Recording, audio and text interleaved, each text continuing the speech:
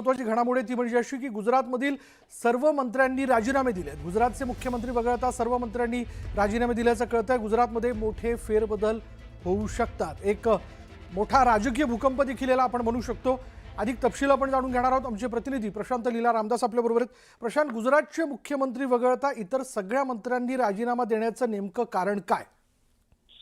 महत्वाचं म्हणजे गेल्या काही दिवसांपासून ज्या पद्धतीने चर्चा होती की गुजरातच्या मंत्रिमंडळामध्ये मोठे फेरबदल घडवून आणायचे आहे, या संदर्भात दिल्लीकडून हिरवा कंदील मिळाल्यानंतर आज जर बघितलं जवळपास 16 मंत्र्यांनी या पदाचा राजीनामा दिला सांगितलं झालंय।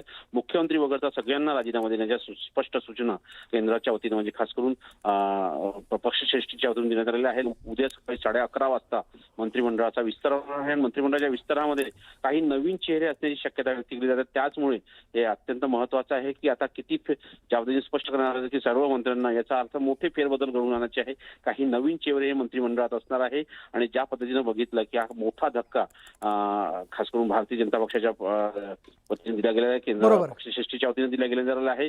या संदर्भात अमित शहा आणि पंतप्रधान नरेंद्र मोदी यांनी देखील या स्पष्ट संदर्भात बैठक घेण्याची माहिती सूत्रांनी दिलेली आहे। विशाल, धन्यवाद प्रशांत या सगळ्या माहितीबद्दल।